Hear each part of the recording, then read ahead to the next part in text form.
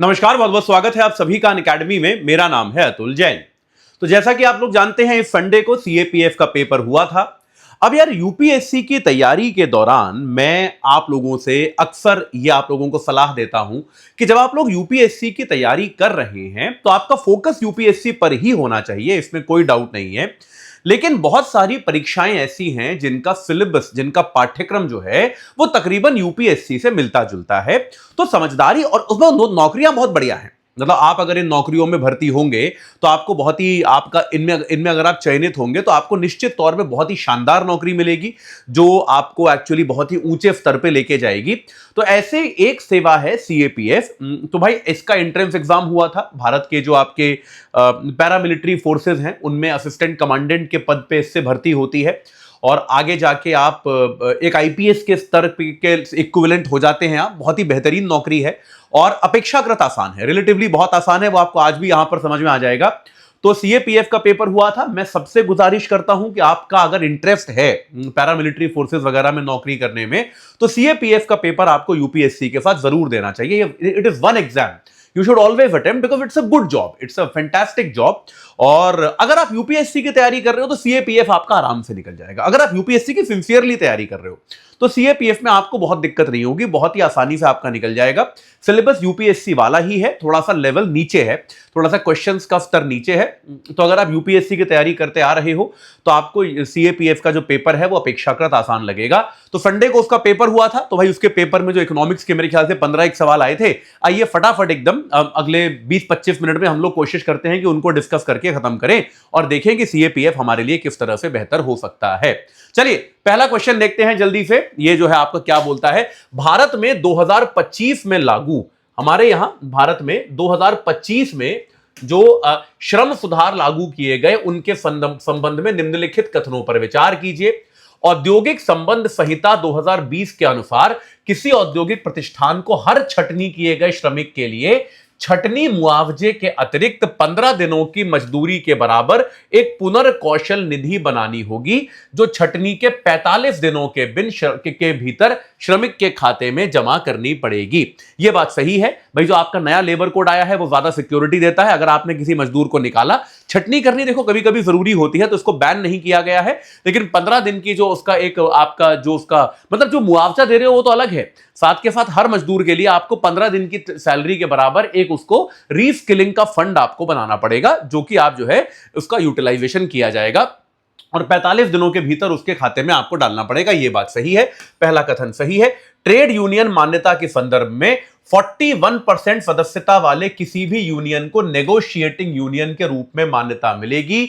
यह नंबर 51% है, 41% नहीं है, यह नंबर 51% है। तो दूसरा कथन आपका गलत हो गया। थोड़ा समय आई थिंक इस पेन की थिकनेस को बढ़ा लेता हूं। हां, तो यह नंबर जो है आपका 51% है। तो आपका पहला सही है, दूसरा गलत है। तो सही उत्तर हमारा हो गया ए। इसमें जो आपको ये प्रेजेंटेशन में दे दूंगा, तो भाई इस प्रेजेंटेशन में अगले स्लाइड पे हमने लिखा हुआ है, देखिए 15 दिनों के मजदूरी के बराबर पुनर्कौशल निधि देनी पड़ेगी। नेगोशिएटिंग यूनियन की मान्यता के लिए वास्तविक सीमा 51% है, ना कि 41%। ये बात एकदम क्लियर है। चलिए आगे चलते हैं, लेकिन आगे चलने के पहले अगर आपको मेरे से पढ़ना अच्छा लगता है, अगर आप ये चाहते हैं कि आपकी तैयारी के दौरान मैं आपको रेगुलरली गाइड करूं, लगातार आपकी मदद करूं पर्सनल 1-to-1 मेथड में, तो आपके लिए मैं जानता हूं कि ये एक एक्सपेंसिव ऑफरिंग है, लेकिन भाई जो लोग अफोर्ड कर सकते हैं उनके लिए ये एक ऑफर है। ये क्या है? Iconic pro program. याद रखिए, अभी इस पे 60% का ऑफ चल रहा है। करीब करीब 2 लाख रुपए का ये होता था, तो 75,000 रुपए का आपको अभी ये मिल जाएगा। इसमें क्या फीचर्स होंगे आपको मैं बताता हूं। देखिए, इसमें अगर आप में से जो लोग ले सकते हैं वो लीजिए, वरना बाकी प्रोग्राम्स तो हमारे हैं जो आप जानते हैं। आइकॉनिक प्रो जो है, इस पर आप अगर आपको डायरेक्टली मेरे साथ पढ़ाई करनी है, आपको चाहिए कि आपकी तैयारी में मैं आपकी बेहतर गाइडेंस दे पाऊं, तो इसमें क्या होगा, आपका जो है मेरे साथ आपको वीडियो मेंटोरशिप मिलेगी। यानी कि आपको एक मेंटोर तो मिलेगा ही मिलेगा, लेकिन साथ में आपको महीने में कुछ सेशंस जो हैं वो मेरे साथ भी मिला करेंगे। आपके डाउट जो हैं, आपकी समस्याएं जो हैं, उनको हम 1-to-1 तरीके से सॉल्व करेंगे। डेडिकेटेड हेल्पलाइन आपको मिलेगी आपकी प्रॉब्लम्स को सॉल्व करने के लिए। आपके मेंटोरशिप सेशंस जो है वो अनलिमिटेड होंगे, आप कितने भी कर सकते हैं। जो हमारी टेस्ट सीरीज है उनको हम प्रिंट करके आपके घर पे भेजेंगे।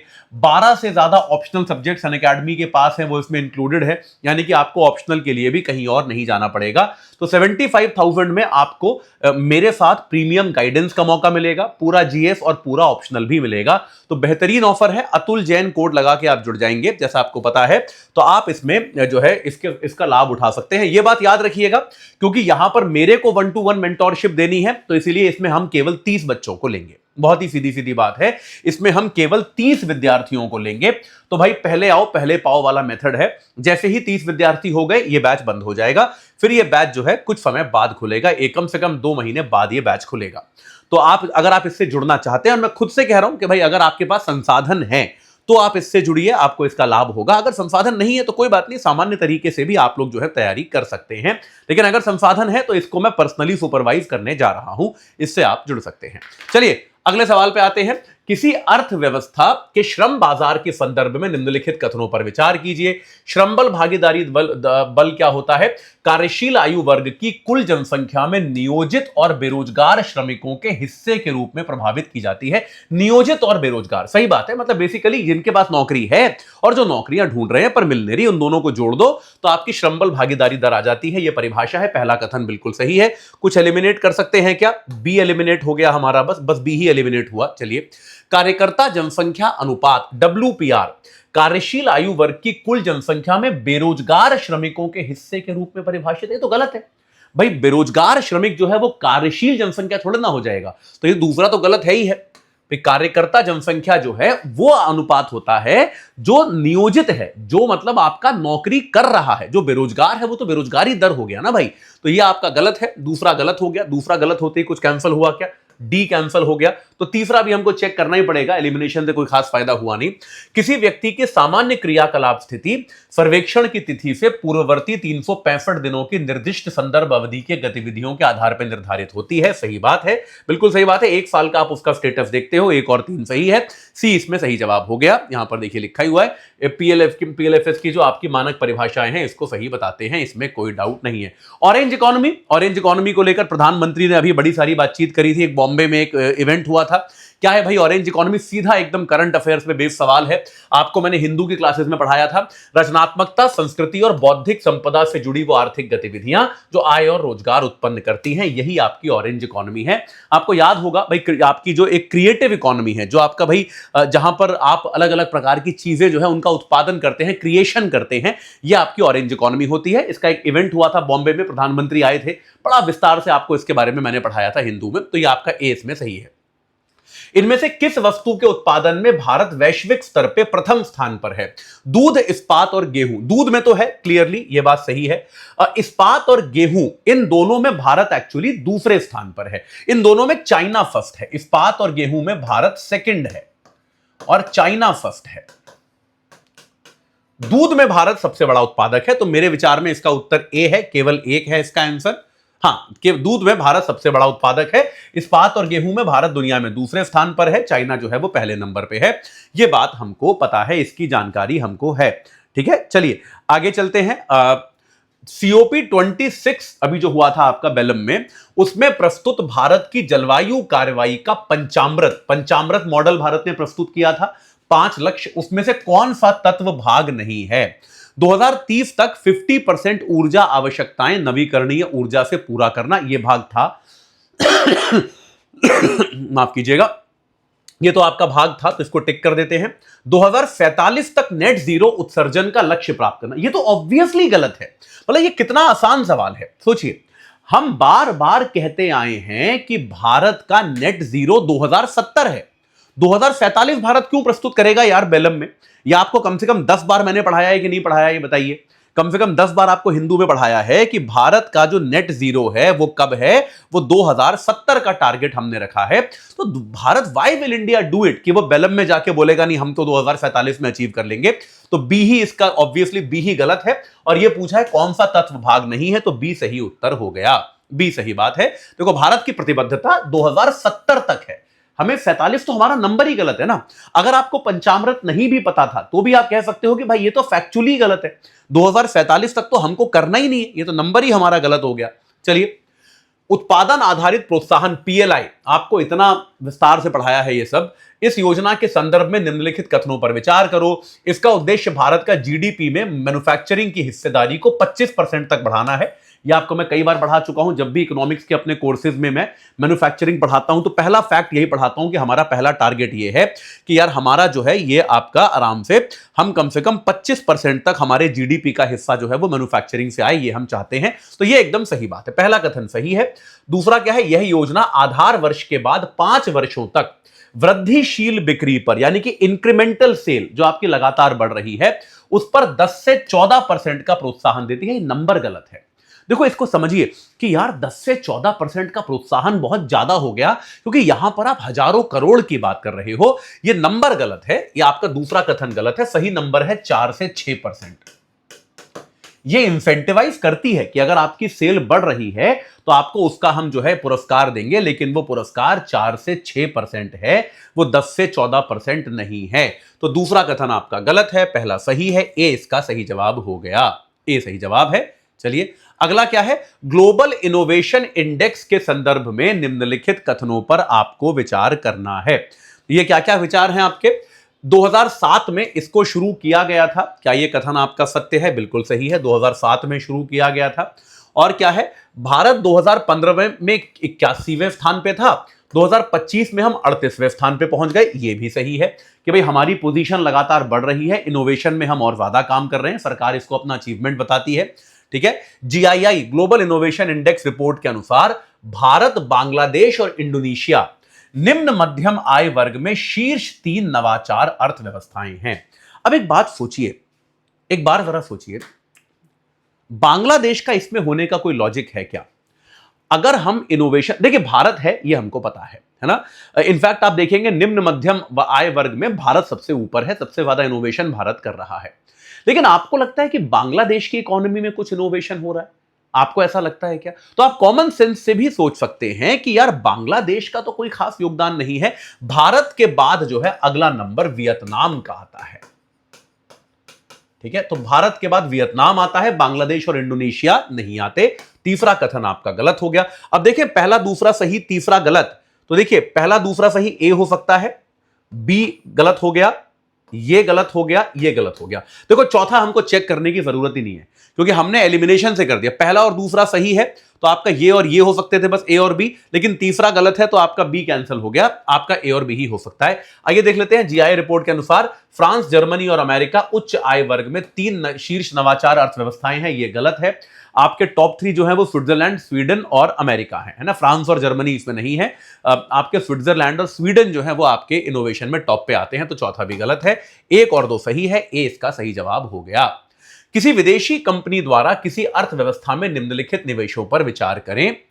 क्या पूछा गया? ब्राउनफील्ड निवेश कौन से? ब्राउनफील्ड क्या होता है? ब्राउनफील्ड और ग्रीनफील्ड में क्या फर्क है? ब्राउनफील्ड होता है जब आप किसी पुराने एसेट को, जब आप क्या करें, किसी पुराने एसेट को ही खरीदें, पुराने एसेट में ही बदलाव करें तो वो ब्राउनफील्ड कहलाता है। जब आप किसी नए एसेट का विकास करें तो वो ग्रीनफील्ड कहलाता है। बस सिंपल सा फर्क है दोनों में भाई, है ना। ब्राउनफील्ड ग्रीनफील्ड का सिंपल सा फर्क है। तो अगर कोई विदेशी कंपनी किसी परिवहन कंपनी के स्वामित्व को खरीद लेती है, यानी कि परिवहन कंपनी पहले से थी, आपने क्या किया, उसका मालिक बदल लिया, आपने उसे खरीद लिया, तो यह ब्राउनफील्ड है। पहला सही है। पहला सही होते कुछ एलिमिनेट हुआ क्या? डी एलिमिनेट हो गया। परिवहन उपकरण बनाने हेतु एक नई कंपनी की स्थापना, नई कंपनी मतलब हमेशा ग्रीनफील्ड, नई कंपनी कभी आपकी ब्राउनफील्ड नहीं होगी। दूसरा आपका गलत हो गया। दूसरा गलत होते कुछ एलिमिनेट हुआ क्या? ए एलिमिनेट हो गया, बी एलिमिनेट हो गया, सी सही जवाब है। देखो एलिमिनेशन की पावर को कम करके नहीं आंकना है।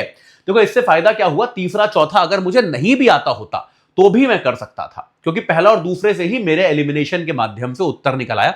देख लेते हैं तीसरा क्या है। एक पीएसयू का अधिग्रहण पहले से चल रहा था तो ऑब्वियसली ब्राउनफील्ड है, तीसरा सही होगा। उत्पादन क्षमता बढ़ाने हेतु एक भंडारण सुविधा का निर्माण, कुछ नया बना तो यह आपका ग्रीनफील्ड है, ये गलत है। सिंपल सा टेस्ट है, जहां कुछ नया बन रहा है वहां ग्रीनफील्ड है, जहां पुराने ही एसेट में हेरफेर हो रहा है वहां पर यह ब्राउनफील्ड कहलाएगा। बहुत ही सिंपल सा ये इसका नंबर है। तो इस बात को याद रखिए, ये आपको सिंपल सी बात को याद रखना है। ये मैं कहां चला गया, ये मैं पीछे चला गया ना, गलती से आगे जाना था। हाँ गलत बटन दबा दिया। हाँ देखिए, तो ये सी इसका 1 और 3 सही जवाब है। चलिए जी, यहां तक क्लियर है सबको, यहां तक कोई समस्या तो नहीं है, इस बात को याद रखिए। चलिए आगे आगे जाते हैं। वेज एंड मीन्स एडवांस के संदर्भ में निम्नलिखित कथनों पर विचार कीजिए। WMA ways and means advance क्या है? आरबीआई राज्य और केंद्र शासित प्रदेश और केंद्र सरकार को दीर्घकालिक ऋण देता है। वेज एंड मीन्स एडवांस जो है वो दीर्घकालिक थोड़ा ना होता है, वो तो शॉर्ट टर्म होता है कि खर्चा चलाने के लिए जो एडवांस दिया गया है वो थोड़ा ना लॉन्ग टर्म है, वो शॉर्ट टर्म लोन है। तो पहला गलत है। पहला गलत होते ही कुछ अरे बस देखो, एलिमिनेशन की पावर देखो बच्चों, कौन सा सही है पूछा है, पहला मैंने गलत कर दिया कि मुझे पता है कि वेज और मीन्स एडवांस जो है वो शॉर्ट टर्म होते हैं, लॉन्ग टर्म नहीं होते। अभी मैंने खाली एक कथन पढ़ा है, 4 कथन है, मैंने खाली पहला पढ़ा है, कॉन्सेप्चुअल चीज है, मुझे पता है। पहला गलत होते ही A cancel, B cancel, D cancel, केवल सी बचा, बात खत्म। और ए को लेके मैं 100% श्योर हूं कि वो गलत है, तो बाकी मुझे करने की जरूरत ही नहीं है। आई कैन सिंपली रिलैक्स कि इसका आंसर 2 और 3 ही है, बात खत्म हो गई। बात समझ में आ गई कि नहीं आ गई? देख लेते हैं। WMA के तहत आरबीआई केंद्र मतलब प्रदेशों और केंद्र सरकार को अल्पकालिक ऋण देता है, ये तो सही है ही है, तो दूसरा सही है, इसमें कोई डाउट नहीं है। WMA की शुरुआत जो है वो आपकी 1997 में हुई थी, ये बात सही है। WMO पर आरबीआई द्वारा लिया गया ब्याज दर बैंक दर के समान है, बैंक दर के समान नहीं है, वो रेपो रेट से जुड़ा हुआ होता है। आमतौर पे it is connected with the repo rate, उसका बैंक रेट से कोई लेना देना नहीं होता, ये बात क्लियर है। चलिए आगे चलते हैं। ये क्या है? अच्छा ये तो आंसर है उसका, हाँ जी, आरबीआई की ब्याज प्रणाली। अच्छा ये सूची वाला सवाल जरा सा टेढ़ा मेढ़ा सा हो गया है, कोई बात नहीं, आइए देखते हैं। तो ये क्या है आपसे पूछा, अच्छा आरबीआई की जो ब्याज दर प्रणाली है उसका एक तरह से आपसे हायरार्की पूछा है। तो यार इसमें देखो क्या क्या था। सबसे पहले आपका क्या होता था, एक आपका बेंचमार्क प्राइम लेंडिंग रेट होता था, आपको मैंने इकोनॉमिक्स में पढ़ाया है ये। सबसे पहले बेंचमार्क प्राइम लेंडिंग रेट आपका आता था, उसके बाद आप बेस रेट वाले सिस्टम पे आए, उसके बाद आप एमसीएलआर पे आए, और उसके बाद आप एक्सटर्नल बेंचमार्क पे चले गए। हमारी हायरार्की है, मुझे ऑनेस्टली मुझे खुद को भी साल नहीं याद है, मैं आपको जेन्युइनली ईमानदारी से बता रहा हूं, मुझे खुद को भी साल नहीं याद है, मुझे इनका ऑर्डर पता है, तो ऑर्डर से मैं कर सकता हूं इसको, ठीक है। तो सबसे पहले आपका क्या था, बेंचमार्क प्राइम लेंडिंग रेट था, ये आपका सबसे पहले आएगा। उसके बाद आपका क्या आएगा, उसके बाद आपका बेस रेट आएगा, आधार दर, हाँ बेस रेट, ये आपका नंबर 2 पे आएगा। नंबर 3 पे आपका आएगा MCLR, marginally cost of funds based, marginally cost lending rate आपका आएगा। और चौथा जो है वो आपका एक्सटर्नल बेंचमार्क आएगा। अब देख लेते हैं इनमें कौन क्या क्या हायरार्की है, 2003, 16, 19 और 10। हाँ तो आपका बीपीएलआर, डी आपका जुड़ेगा 1 से, डी आपका जुड़ेगा 1 से। देखो किस किस में D1 है, D1 है, D3, तो सी और डी कैंसिल हो गए, बस ये दोनों बचे आपका। अब देखिए दूसरा क्या है, बेस रेट, बेस रेट आपका बी है, बी जुड़ेगा 4 से, B4 किसमें, ये आपका सही जवाब हो गया, बी आपका सही जवाब हो गया, ये आपका गलत हो गया। सीधी सीधी बात है। तो मुझे तथ्य ज्यादा याद नहीं रहते भाई, वर्ष मुझे याद नहीं है, लेकिन मुझे इनका ऑर्डर याद है, और इसके ऑर्डर के आधार पे मैंने इसको जो है क्रैक कर लिया। तो इस बात को याद रखिए, कभी भी अगर आपको ऐसे ईयर बियर वाले सवाल दिखे और आपको ईयर्स ना याद हो तो ऐसे हाथ पैर नहीं फूल जाने चाहिए आपके, तरीका ढूंढो, है ना, क्वेश्चन में जाने का, आगे बढ़ने का कोई माध्यम ढूंढिए, कोई मेथड ढूंढिए, और कोई ना कोई तरीका जरूर निकल के आएगा। ऐसा घबराना नहीं होता है क्वेश्चन को देख के कि यार ये तो मुझे ईयर क्यों पूछ लिए, ईयर तो मैं रटता ही नहीं कभी, मैं भी नहीं रटता ईयर, लेकिन देखो एक दिमाग लगा के थोड़ा सा एक ऑर्गेनाइज तरीके से उसको हम सॉल्व कर पाए। चलिए विशेष आहरण सुविधा आपका ये क्या होती है, आपका जो है स्पेशल ड्राइंग फैसिलिटी के संदर्भ में निम्नलिखित कथनों पर विचार कीजिए। इसमें क्या है, आप इस बात को देखिए, ये आरबीआई द्वारा केंद्र राज्य और केंद्र शासित सरकारों को सरकारी प्रतिभूतियों के बदले अल्पकालिक ऋण देने की व्यवस्था है। बिल्कुल सही है, पहला एकदम सही है, पहला सही होते ही कुछ कैंसिल हुआ, केवल डी कैंसिल हुआ, तो कोई खास फर्क नहीं पड़ा। इस पर आरबीआई द्वारा लिया गया ब्याज दर रेपो रेट के समान होता है, नहीं रेपो रेट के समान होगा तो रेपो से ही मिल जाएगा ना। ये एक स्पेशल फैसिलिटी है कि आपको एक्स्ट्रा आपको कुछ दिया जा रहा है, और इसमें क्या होता है, रेपो से थोड़ा कम होता है, जनरली 1% कम होता है, रेपो से कम रखा जाता है। तो दूसरा हमारा गलत हो गया। दूसरा गलत होते ही कोई फायदा हुआ क्या हमें, नहीं कोई खास फायदा नहीं हुआ, खाली ए कैंसिल हुआ। तीसरा अब भी देखना ही पड़ेगा। इसे राज्य और केंद्र शासित प्रदेश सरकारें सामान्य WMA सीमा समाप्त होने के बाद ही प्राप्त कर सकती हैं, ये सही है। तो पहला और तीसरा आपका सही है, सी आपका सही जवाब हो गया। चलिए हाँ जी, नीति आयोग द्वारा प्रकाशित सतत विकास लक्ष्यों के 2023-24 के आंकड़ों के अनुसार इनमें से किस राज्य का SDG score Akhil Bharatiya score से कम था। तो नीति आयोग क्या करता है भैया, सस्टेनेबल डेवलपमेंट गोल, डेवलपमेंट के जो गोल हैं उनका एक टारगेट निकाल के लाता है। तो भाई देखो, महाराष्ट्र, राजस्थान, गुजरात, तेलंगाना, सही जवाब राजस्थान है। आप वैसे भी अनुमान लगा सकते थे, महाराष्ट्र, गुजरात, तेलंगाना तीनों काफी विकसित राज्य हैं, तो तीनों में ऐसा होने की संभावना कम है। राजस्थान इसका सही जवाब है। थोड़ा सा डेटा, एक दो सवाल इस तरह के आते हैं, अगर आपको ये नहीं पता हो तो इसमें आपकी कोई गलती नहीं है, है ना, इस बात को समझिए। अखिल भारतीय स्कोर 71 था, राजस्थान का स्कोर 67 था, महाराष्ट्र 73, गुजरात 74, तेलंगाना 74, सब उससे ज्यादा थे। मैं एक्सपेक्ट नहीं करता कि आप लोगों को पता होगा, आप लोग इसका अनुमान बस विकसित और अल्प विकसित के आधार पर लगा सकते थे। बाकी 3 राज्य जो हैं वो भारत के विकसित राज्य थे, तो आप एक तुक्का मार सकते थे, इसमें इंटेलिजेंट गेस मार सकते थे, लेकिन अगर आपका गलत भी हुआ तो it was not a great question. ये कोई बहुत अच्छा सवाल नहीं था, पूरी तरह से डेटा आधारित था, तो इसीलिए मैं कोई इसे बहुत महान सवाल नहीं मानता, और अगर आपका गलत भी हुआ तो कोई बात नहीं। हाँ जी, बजट पे देखो, सीधा फैक्चुअल सवाल, बजट के डेटा पे आधारित सीधा फैक्चुअल सवाल। 2026-27 के संदर्भ में बजट में आप ये बताइए, सकल कर राजस्व जीडीपी का 11.2% था, ये तो सही है, ये तो पक्का पता है मुझे, ये तो 100% सही है कि ये आपका सही था। तो पहला सही है, पहला सही होते ही हमारा कुछ खास फर्क नहीं पड़ा, केवल सी कैंसिल हुआ। केंद्र सरकार का डायरेक्ट टैक्स जो है वो इनडायरेक्ट टैक्स से कम है। नहीं, डायरेक्ट टैक्स ज्यादा है, नो डाउट डायरेक्ट टैक्स ज्यादा है। हमारा डायरेक्ट टैक्स जो होता है वो करीब, मुझे एग्जैक्टली नंबर्स याद नहीं है, लेकिन कुछ 6.5 और 7% के बीच में है, और इनडायरेक्ट टैक्स जो है वो 4-4.5% रहता है। तो डायरेक्ट और इनडायरेक्ट टैक्स में हमारा सिग्निफिकेंट फर्क है, डायरेक्ट टैक्स ज्यादा है, तो डायरेक्ट टैक्स जो है वो 6.5-7% के बीच में है, और इनडायरेक्ट टैक्स को 4-4.5% है। तो ये तो गलत है ही है, दूसरा तो गलत है ही, इसमें कोई डाउट नहीं है। दूसरा गलत होते ही हमारा बी कैंसिल हो गया। तो देखो, मुझे अब तीसरा चेक करने की जरूरत ही नहीं है, मुझे केवल चौथा चेक करना है, क्योंकि मेरे पास 2 ऑप्शन बचे, 1 और 1 4। तब भी देख लेते हैं। प्रभावी पूंजीगत व्यय से कम है, ये तो बेवकूफी की बात है। प्रभावी की परिभाषा ही ये है कि भाई आपने राज्यों को जो लोन दिया या कुछ डोनेशन दिया, दान दिया, राज्य अगर उसमें से कुछ को पूंजीगत व्यय के तौर पे इस्तेमाल कर लेंगे तो वो आपके पूंजीगत व्यय में ऐड हो जाता है। ये आपका प्रभावी पूंजीगत व्यय है। तो कम तो हो ही नहीं सकता, ज्यादा ही होना पड़ेगा, ये बात क्लियर है। तो तीसरा आपका गलत है ही है। व्यक्तिगत उपयोग हेतु आयातित शुल्क योग्य वस्तुओं पर शुल्क दर 20% से घटाकर 10% की जाएगी, ये बात सही है ना जी। The tariff rate on the dutiable goods imported for personal use, तो टैरिफ को हम धीरे धीरे कम कर रहे हैं, तो भाई ये किया गया था। तो ये बजट पे आधारित सीधा सीधा फैक्चुअल सवाल था। अगर आपने इस साल का बजट तो आपको करके जाना ही पड़ता है इस तरह के एग्जामिनेशंस के लिए, बहुत अच्छे से नंबर क्रंचिंग भी थोड़ी सी आपको करके जानी ही पड़ती है। अरे ये कैसा लिखा हुआ है, एक बड़े, ये थोड़ा सा गलत होगी फॉर्मेटिंग। सामाजिक, ये क्या होता है ना, अंग्रेजी को जब हिंदी में अनुवाद करते हो तो थोड़ा सा वो गड़बड़ कर देता है। सामाजिक वित्तीय प्रबंधन में एक बड़े सुधार के रूप में नकदी प्रबंधन सुधारने, निष्क्रिय शेष राशि घटाने, पारदर्शिता बढ़ाने और व्यय दक्षता मजबूत करने हेतु भारत सरकार ने इनमें से कौन सी प्रणाली अपनाई। यहां पे भी कट गया है क्वेश्चन, माफ कीजिएगा। भारत ने, सरकार ने इनमें से कौन सी प्रणाली जो है उसको अपनाने का फैसला किया है। पेपर आधारित संशोधन प्रणाली, paper based clearing service, decentralised खाता प्रबंधन प्रणाली, just in time fund release system, ये सही है। Just in time first release system शुरू किया गया है इसमें, इस बात को याद रखिए, है ना। ये जो एक प्रक्रिया है ये शुरू किया गया है।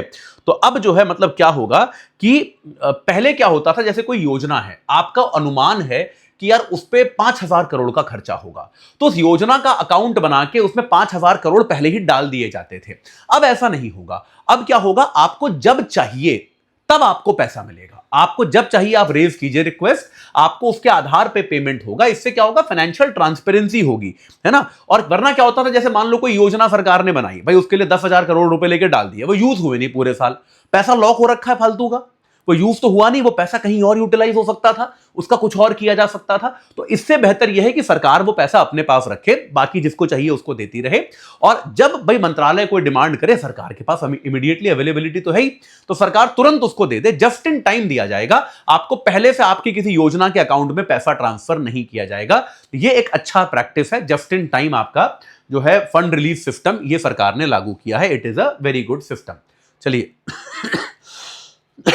हाँ जी, अब क्या है, अन्न चक्र पीडीएस आपूर्ति श्रृंखला अनुकूलन, देश भर में पीडीएस लॉजिस्टिक्स नेटवर्क की दक्षता बढ़ाने हेतु भारत सरकार की एक पहल है।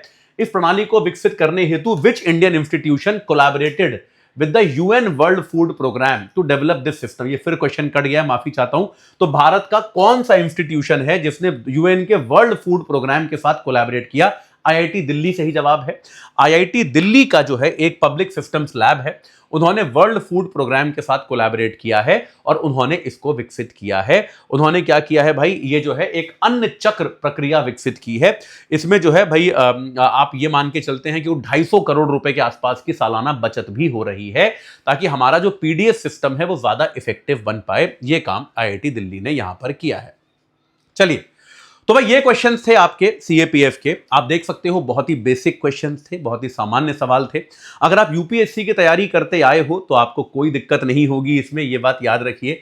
तो भाई जरूर आप में से सब लोगों को इस तरह के पेपर्स देने चाहिए और बहुत ही आसान होते हैं। अगर आप यूपीएससी की तैयारी सीरियसली कर रहे हो तो आप लोगों के लिए तो केक वॉक है यार, आप लोग इसको आराम से निकाल के आ जाओगे और अच्छी नौकरी है यार, कम से कम एक अच्छा बैकअप आपके सामने क्रिएट होगा। तो भाई चलते चलते आपको फिर बता दूं, अगर आप यूपीएससी की तैयारी में मेरी पर्सनल मेंटोरशिप चाहते हो, आप चाहते हो कि वीक में कुछ बार मैं आप लोगों से 1-to-1 बातचीत करूं, आप लोगों से चर्चा करूं, मंत्रणा करूं, आपकी प्रिपरेशन स्ट्रैटेजी पर बात करूं, आपकी प्रोग्रेस को मैं व्यक्तिगत तौर पर ट्रैक करूं, तो आइकॉनिक प्रो प्रोग्राम हमारा आया है। महंगा है, मैं खुद ही बता रहा हूं, हालांकि डिस्काउंटेड है, लेकिन आप ये देखिए इसकी वैल्यू समझिए, 75,000 रुपए का है, 74,999 का है। ये भी डिस्काउंट पे है, वरना ये करीब 2 लाख रुपए का होता है। 74,999 का है, याद रखिएगा। क्या क्या इसमें आपको मिलेगा? मेरे साथ आपको वीडियो मेंटोरशिप मिलेगी। आप मेरे साथ जुड़ सकते हैं, मेरे साथ आप वीडियो मेंटोरशिप पर चर्चाएं कर सकते हैं। हमारे मेंटोर के साथ आपको अनलिमिटेड सेशंस मिलेंगे। हमारी जो टेस्ट सीरीज है उनको हम प्रिंट करके बुकलेट बना के आपके घर पे भेजेंगे, और ये एंड टू एंड है। मतलब हमारे जो ऑप्शनल 12 से ज्यादा ऑप्शनल हमारे पास हैं, उनका आपको इमीडिएट एक्सेस मिल जाएगा। आप उनमें से ऑप्शनल चुनकर अपनी ऑप्शनल की तैयारी भी हमारे साथ कर सकते हैं। तो भाई याद रखिए, क्योंकि इसमें मैं व्यक्तिगत तौर पे इन्वॉल्व हूं, आपकी प्रोग्रेस को मैं खुद ट्रैक करूंगा, तो इसमें सीटें लिमिटेड है ना, क्योंकि भाई अगर मान लीजिए इसमें 200 बच्चे हो गए तो ऑब्वियसली मैं नहीं कर पाऊंगा। तो इसमें हम केवल 30 सीटें रखते हैं, सुपर 30 टाइप मॉडल है, केवल 30 सीटें रखते हैं, फर्स्ट कम फर्स्ट सर्व है। अतुल जैन कोड लगा के अगर आप इस प्रोग्राम को लेंगे तो आप डायरेक्टली मेरे को एलोकेट किए जाएंगे, मेरे को आवंटित किए जाएंगे। अगर आपको मेरा पढ़ाने का तरीका पसंद है, अगर आपको लगता है कि आपकी तैयारी में मैं बेहतर सहयोग कर सकता हूं, और अगर आपके पास संसाधन है ऑब्वियसली, तो आप इससे जुड़िए, बहुत मजा आएगा। बहुत अच्छे से हम लोग साथ मिलकर इस तैयारी को आगे लेकर जाएंगे। ठीक है, चलिए, तो इस चर्चा से, डिस्कशन से जुड़ने के लिए आप सभी का बहुत बहुत धन्यवाद।